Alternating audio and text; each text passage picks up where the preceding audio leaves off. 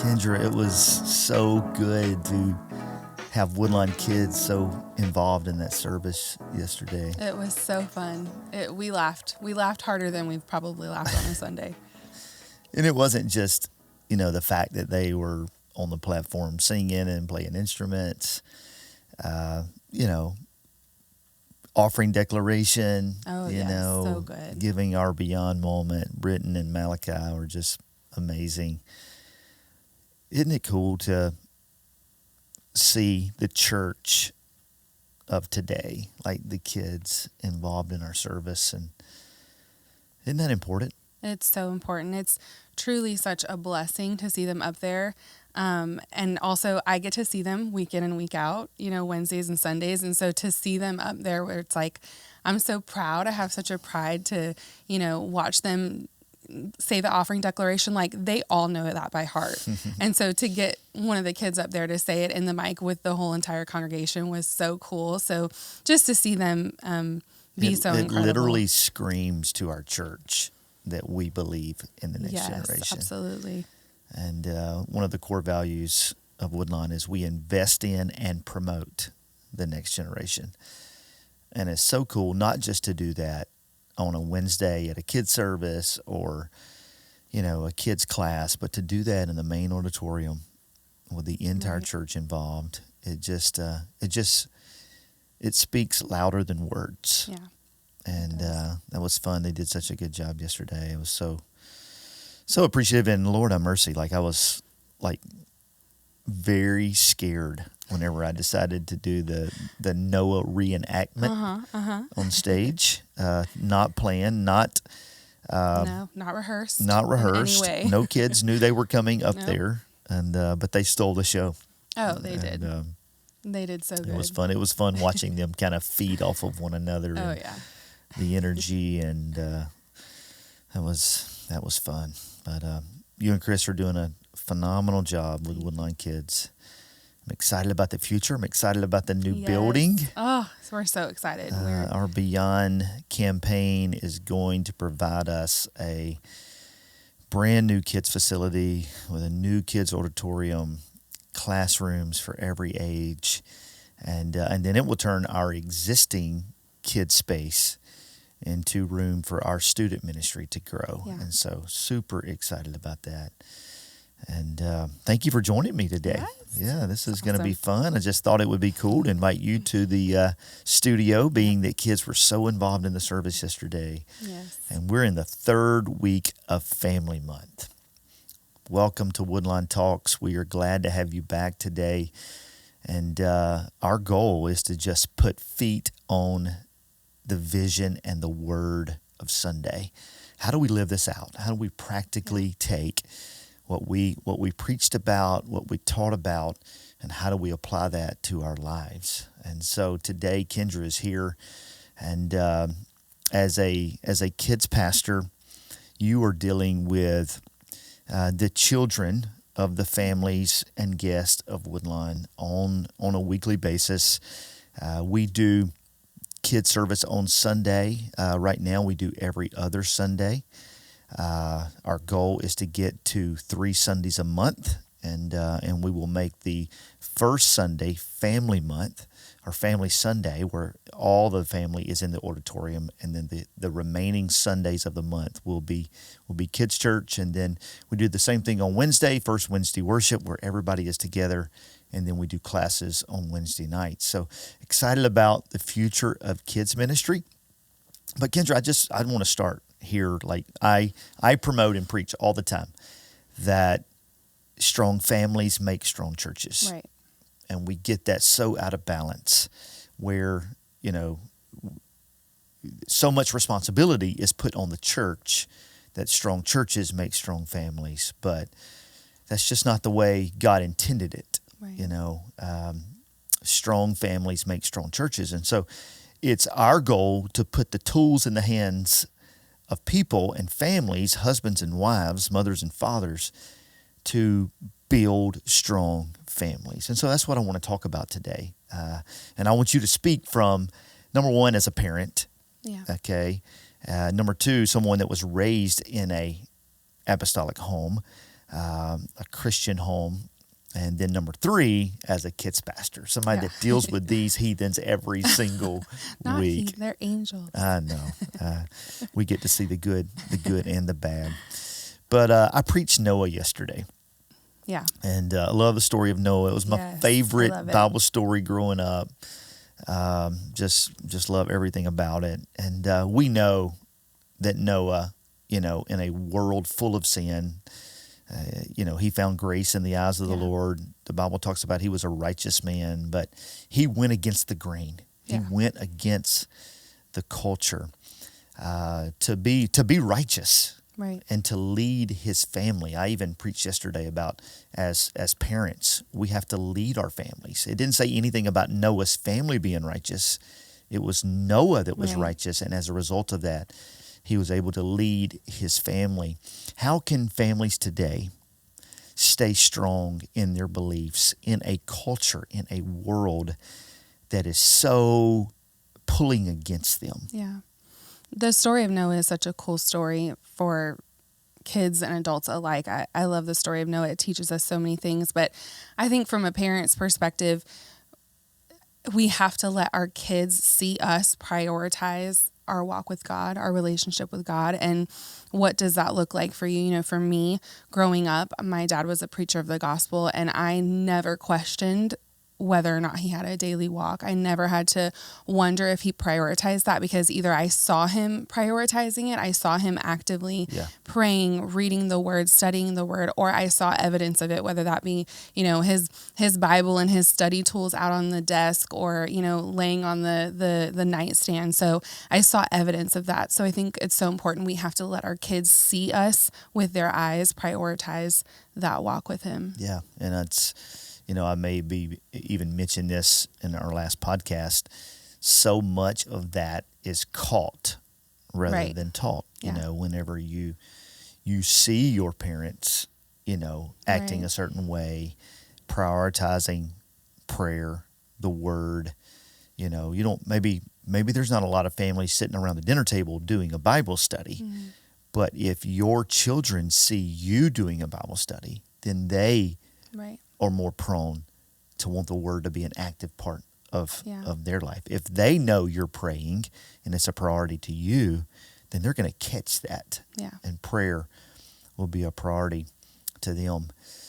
We talked yesterday about, Noah prepared before the storm, because the storms will come.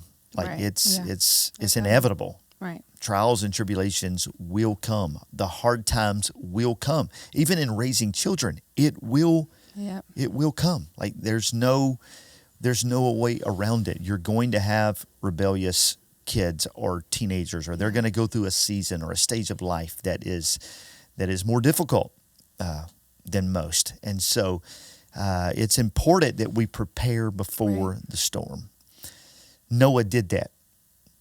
Some scholars believe that he planted trees 100 years before he actually used them for the ark. And then he built the ark when all of creation was against him. Yeah. But he had a word from God that the storm was coming. Mm-hmm. How can families prepare for the storm?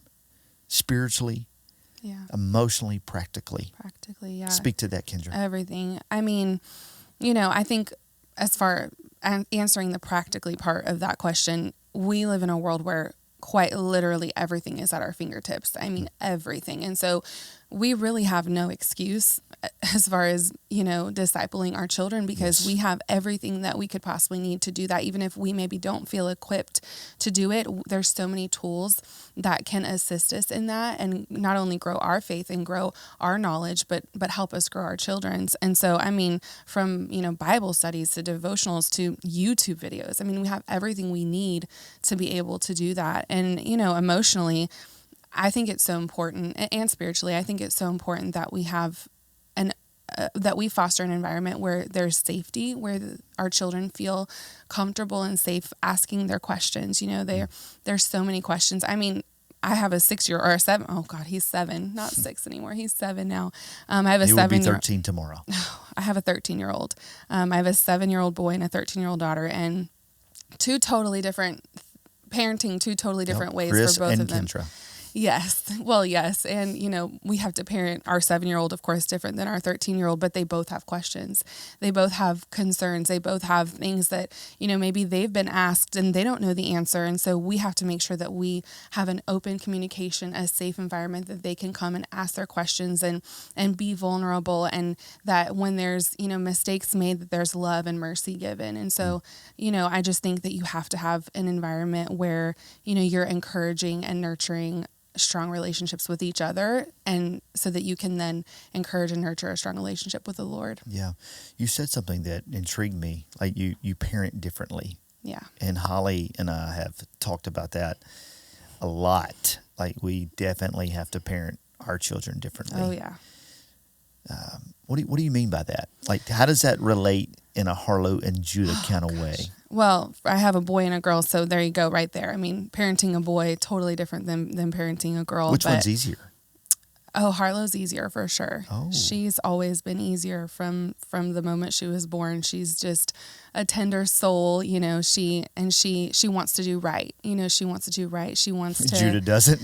Well, he's definitely all boy, and he has questions. I think that she is definitely more like, she trusts us. She's more trusting, and he asks questions. And so, she has questions, of course, now that she's older, and she'll be like, okay, I know we do this, but why? Like, I want to know why. And she's older now, so she's asking those things, but he's like, that doesn't make sense. It's like teaching them to have faith when you can't see, but you can feel it. And so those questions, those moments are definitely different between the two. But of course, I parent a little differently than Chris parents. And so we have to find a good balance between the two of us. And we do our best, and we make mistakes. And that's where that grace, that safety, have I gone to my 7-year-old and said, buddy, I'm sorry. I'm sorry for that. Absolutely. Have I done that? Yes. I've done that with Harlow too. And so you just have to have an environment that they feel comfortable, they feel safe to make mistakes and do better. I think it's important for parents to know it's okay to parent differently. Yeah. Like, every child has different needs, emotionally, emotionally, physically, spiritually. And you have to be, as a parent, what your child needs in that moment, in that season. And so that's so important. Let's talk about the safety of the home, because you mentioned that earlier. It is so important that your home is the safest place on earth for your children. And when I talk about that, I'm not just talking about physical safety. Right. It's important that your home has emotional safety, has spiritual safety. And, I've dealt with a lot of situations as pastor, and, where husband and wife were not on the same page. Maybe they were going through some marital trouble. Your kids feel every bit of tension that is in the home. They do. You cannot hide it. You may feel like you are. You may feel like, well, we're not arguing in public or in the, in the home, but they know when it's right. Feel it. Yeah, they do. Kids are so inquisitive. Yeah.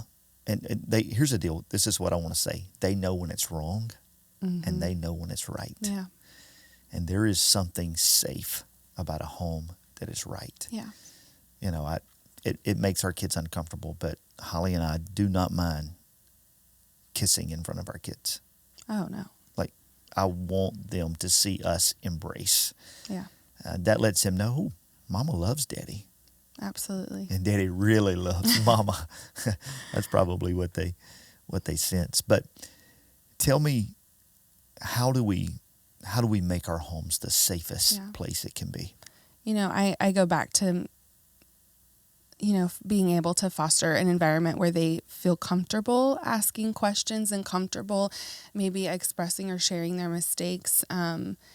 That's it's really hard to create that environment, and it takes a lot of hard work, but it can be done. It absolutely can be done. I'm a testament to that. There have been many times, like I said, I have a 13-year-old. There's been many times that, Chris and I have had to have a lot of really hard conversations with her, and maybe give a punishment, you're grounded, whatever it is. And, but we love you and you made a mistake and this is your punishment and we're going to move on from this. Like, we're not going to keep dwelling on this. We're not going to keep talking about it, going around in circles. And she accepts it and we move on. And, she knows. And so I think just being so intentional in every single moment that you have with them, and being in kids ministry, I can see the children who come in from a home where it's safe, not only physically, like you said, but spiritually, emotionally. Their behavior, their interactions with us, their interactions with the Word, their interactions with how they ask questions, is so different than those who come in who aren't in a safe and healthy environment, and it's really hard to sometimes teach those children who are not in that kind of environment at home. And so it's just so important that we are constantly every single day strengthening that safety between our children. So that could be making sure that you're having quality time. That could be making sure, you guys are having a family night once a week where it's just your family. It could be making sure there's, worship and, Bible study, prayer time in your home. It could be so many different things, just making sure that you're strengthening that bond. How do you make sure, Kendra, that, your kids know they are more important than media or the phones? Any rules in your home? Yeah, that's a good one.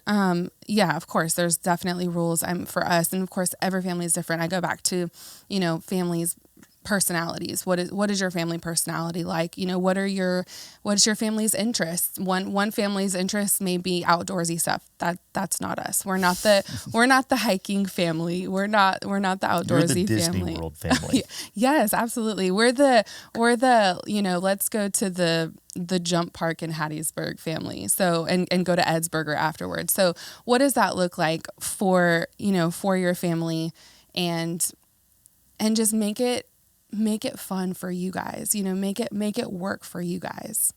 Yeah. I want to say too, like, as it relates to safety, there's a safety knowing that your family is in alignment with the church. Right. Yeah. There's a safety that comes to your children when hey, the church is backing up what my parents, what my guardians are teaching and promoting in the home. Yeah. And so, as far as media and all of that, as Woodlawn relates to our families, we had a panel not that long ago, I don't know, a few months ago, about that and about media and encouraging the parents to make sure that they're being responsible, and that they're being responsible with their media usage, and that they're teaching their children to be responsible. And so like I said, whatever that looks like for your family, but we have an environment here where we're encouraging parents to be intentional, to make those moments matter, and to be responsible with their usage. Yeah. So, and I would say to that point, like, so your kids know that the church is promoting this, is preaching this. Yes. And so if you don't take the action that your church is promoting and pushing, then your children automatically assume, well, my parents aren't in alignment with what my pastors are teaching. We literally, to that point, we had that panel, and on the panel, the question was asked, I think it was a question of when should a teen have social media? And it was kind of a unanimous on the panel, like, 16 to 18. And when we got home, Harlow said, I already know, because she wasn't quite 13 yet. And of course, she'd been asking, when I turn 13, can I have social media? She said, I already know, because they said it was not until 16 or 18. So I was like, yep, then I don't even have to. We answered the question. Yeah, and that's not just because you're on staff at Woodlawn, Kendra. That's because you're a parent that cares. Yeah, absolutely. And like, your pastors aren't trying to put a burden on you that you can't carry. No. Like, they're trying to protect you and promote you and build your family. And, I preached it yesterday, but I just want to talk it just for a moment. Like, it breeds confusion whenever your pastors, your youth pastor, your kids pastor, your pastor preaches something, and then your children know that, they hear that, they sense that, but yet there's no changes made in your home, or there's no conversations about the word in your home. It breeds confusion. It breeds, hey, there's no alignment, and that tears down the safety of the home. And so I want to encourage every listener today, be in alignment with your spiritual fathers, your people that you have chose. Hey, these are the people that I want to help lead my family to heaven. Be in alignment with that. There is safety there. They are trying to help you build a strong family. Thank you for joining us today. I hope this has been a blessing to you. This has been Family Month at Woodlawn, and it's been one of my favorite months, and we're not done yet. We got a lot more to go, and strengthen your home, strengthen your family. It will pay dividends as you move forward. May this be your best day yet.